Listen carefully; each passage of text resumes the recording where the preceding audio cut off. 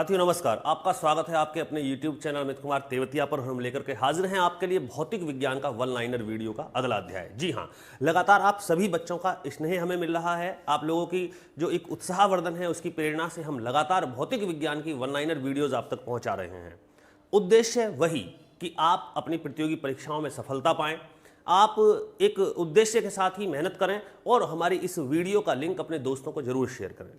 मित्रों, खुशी होती है कि जब आपके कमेंट्स हमें मिलते हैं और आप कहते हैं कि आपको हमारा जो काम है वो पसंद आ रहा है, लेकिन आपको यह जानकर के आश्चर्य भी होना चाहिए कि हम जो भी वन लाइनर वीडियो के माध्यम से आपको पहुंचा रहे हैं वह केवल काफ़ी ही नहीं अपितु संपूर्ण है। अगर आप किसी भी अध्याय की वीडियो खोलकर देखेंगे तो आपको एक भी प्रश्न किताब के अंदर ऐसा नहीं मिलेगा जो हमारी वीडियो के अंतर्गत ना आया हो। आप चेक कर सकते हैं आज भी। आइए शुरू करते हैं भौतिक विज्ञान का अध्याय। पिलवन और श्यानता दोनों ही संबंधित हैं पानी से। अब आप मेरे बाएं हाथ की तरफ आ जाइए। बिल्कुल आप देख रहे होंगे लिखा हुआ है तेवतिया क्लासेस भौतिक विज्ञान अध्याय पिलवन और श्यानता। क्या है प्लवनता? उत्प्लावक बल क्या होता है? पहला क्वेश्चन देखें। द्रव का वह गुण जिसके कारण वह वस्तुओं पर ऊपर की ओर बल लगाता है वह उत्प्लावक बल कहलाता है। जी हां, इसका प्रयोग हम घरों में कर सकते हैं कि यदि आप भरे हुए जल में किसी परात को, किसी थाल को उस पर रख करके नीचे की ओर प्रेस करें, नीचे की ओर दबाएं, तो आप उसको आसानी से नहीं दबा सकते। क्या कारण है? कारण है कि वह जल उस पर ऊपर की ओर दबाव डालता है और यही जो बल है जो ऊपर की ओर लगता है इसी को हम उत्प्लावक बल कहते हैं। दूसरा जो पॉइंट है वो लिखा हुआ है कि जब किसी वस्तु को किसी द्रव में पूर्ण या आंशिक रूप से डुबोते हैं तो वस्तु के भार में कमी आ जाती है। यह कमी वस्तु के द्वारा हटाए गए द्रव के भार के बराबर होती है। यही आर्किमिडीज का सिद्धांत है। जी हां, पूछ लिया जाता है कि यह सिद्धांत किसने प्रतिपादित किया? आर्किमिडीज ने।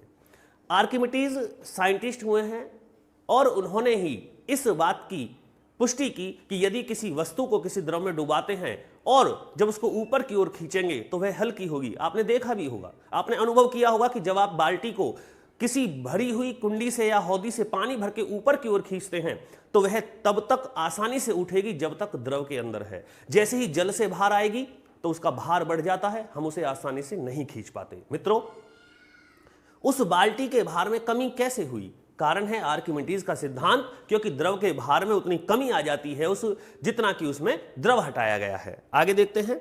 जो हमारा बिंदु 3 है, यह पूछा जाता है कि आपेक्षिक घनत्व मापने वाला यंत्र है। तो यहां हाइड्रोमीटर आपेक्षिक घनत्व मापते हैं। एक होता है हाइग्रोमीटर, GRO ग्रो, यह है DRO ड्रो। जो ग्रोमीटर है उससे आपेक्षिक आर्द्रता मापी जाती है, जबकि आपेक्षिक घनत्व जो हम मापते हैं वो हाइड्रोमीटर से मापते हैं। पहली स्लाइड का चौथा बिंदु आप देख रहे होंगे कि साधारण जल की अपेक्षा समुद्र के जल में तैरना आसान होता है। कारण क्या है? क्योंकि समुद्र के जल का घनत्व साधारण जल से अधिक होता है। जी हां, इसीलिए समुद्र में तैरना आसान होता है। आगे बढ़ते हैं, देखते हैं। जल का घनत्व सबसे अधिक होता है। प्रश्न पूछ लिया जाता है, दिल्ली पुलिस की परीक्षा में आ चुका है, नोट कर लीजिएगा। जवाब है 4 डिग्री सेल्सियस पर। जी हां, होना चाहिए 0 डिग्री पर, परंतु ऐसा नहीं है।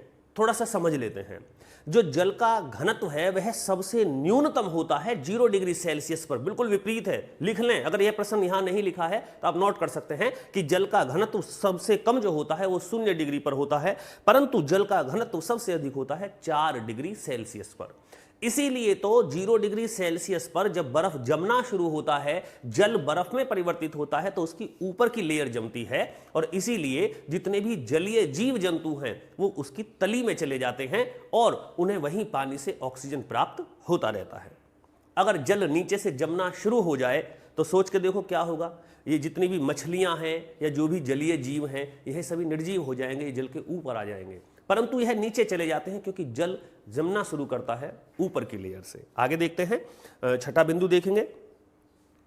किसी पानी से भरे बर्तन में या गिलास में जब बर्फ का कोई टुकड़ा पड़ा है और वह टुकड़ा पूर्णतः पिघल जाएगा तो उस बर्तन में या गिलास में जो जल का तल है, जो स्तर है, उस पर क्या परिवर्तन होगा? बर्फ है, बर्फ जल में बदल गई तो मन में प्रश्न होगा कि उसका तल बढ़ जाएगा। बिल्कुल नहीं होता। जल का जो स्तर है वो वही रहेगा जो पहले था। 7वां बिंदु देखें कि जब बर्फ का कोई टुकड़ा समुद्री जल में तैरता है तो सदैव जल से ऊपर होगा उसका 1/10 भाग। जी हां, मान लीजिए यदि कोई बर्फ का टुकड़ा है जिसकी जो मोटाई है वो 10 इंच है तो 9 इंच वो पानी में तैरेगा और 1 इंच भाग जो 1/10 भाग है वो उसका जल के ऊपर होगा।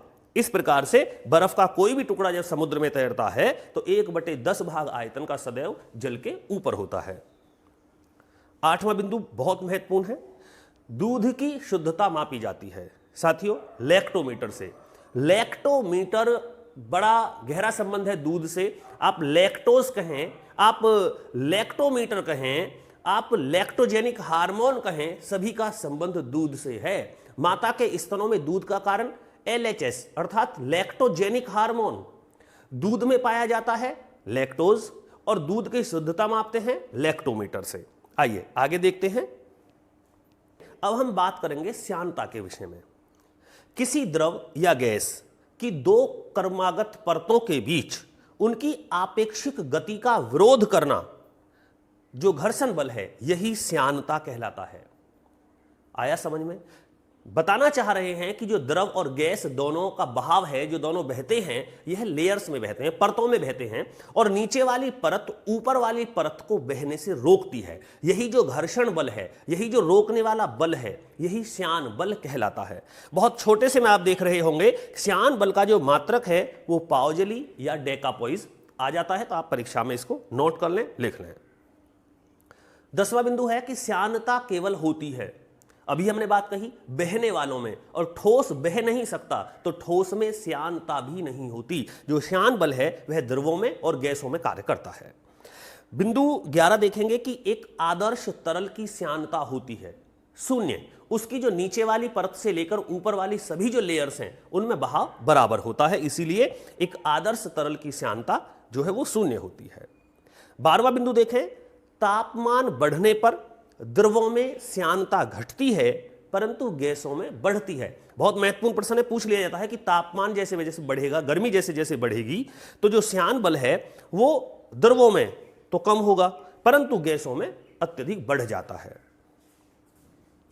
आइए 13वां बिंदु देख लेते हैं पिलवन और श्यानता के अध्याय का, कि शीत प्रदेशों में जल के जो पाइपलाइन हैं वो सर्दियों में फट जाते हैं। कारण क्या है? कारण यह है कि जो जल का आयतन है वह बढ़ेगा। जैसे जैसे तापमान कम होगा तो जल का आयतन बढ़ जाता है, और यदि पाइपलाइन बिल्कुल भर के जा रही है, जब भर के पाइपलाइन जाएगी तो उसके अंदर कहीं भी जल को जैसे आयतन बढ़ेगा तो स्पेस नहीं मिलेगा और वह पाइपलाइन फट जाएगी। इसलिए क्या करते हैं इसके बचाव के लिए मित्रों, जो सर्दियों में पाइपलाइनों में जो जल है उसकी मात्रा को कम कर देते हैं कि अगर जल जमे और उसका आयतन बढ़े तो उसको उस पाइप के अंदर स्पेस मिल जाए और पाइपलाइन फटने से बच जाए। क्वेश्चन नंबर 14 देखिएगा, मनुष्य शरीर में जो जल है वो कितना होता है? हमेशा मनुष्य शरीर के भार का 60 से 70% लगभग ह्यूमन बॉडी में जल होता है। 15वां प्रश्न है कि रात्रि में वर्षा अधिक होने का कारण क्या है? क्योंकि तापमान कम हो जाता है और तापमान कम होने से वायु के अंदर जो वाष्प है उसको अवशोषण की जो शक्ति है वो कम हो जाती है, इसलिए तापमान कम होने के कारण वर्षा रात्रि में अधिक होती है। 16वां बिंदु आप देख रहे होंगे कि यदि कोई पानी का जहाज नदी से समुद्र में प्रवेश करता है तो वह ऊपर उठ जाता है। कारण क्या है? कारण यह है कि जो नदी का जल है उसका घनत्व समुद्र के जल के घनत्व से कम है, इसीलिए वह समुद्र के जल में जाते ही ऊपर उठ जाएगा। और नदी में प्रश्न उल्टा भी पूछ लिया जाता है कि यदि पानी का जहाज समुद्र से नदी में प्रवेश करे तो वह थोड़ा नीचे आ जाता है, क्योंकि घनत्व की ही सारी बातें हैं और यहां घनत्व समुद्र के जल का अधिक है और साधारण जल का कम है। 17वां एवं अंतिम प्रश्न इस अध्याय का देखेंगे कि आर्द्र सतह में वाष्पन की दर मापते हैं साथियों टर्मोमीटर या इवेपोरीमीटर से, और मैंने यह बता दिया कि जो आर्द्रता मापी जाती है वह हाइग्रोमीटर से मापी जाती है। जल्द आपसे मुलाकात होगी अगले अध्याय के साथ। अगला अध्याय बहुत महत्वपूर्ण है, ऊष्मा, हीट आप पढ़ेंगे। पूरा का पूरा नोट्स बना लीजिए, बहुत जल्द आपको पूरा फिजिक्स हम अपने चैनल के माध्यम से आपको प्रोवाइड करा रहे हैं। अमित कुमार तेवतिया चैनल पे आपका बहुत बहुत आभार। आप हमारे साथ जुड़े रहे। जय हिंद, जय भारत।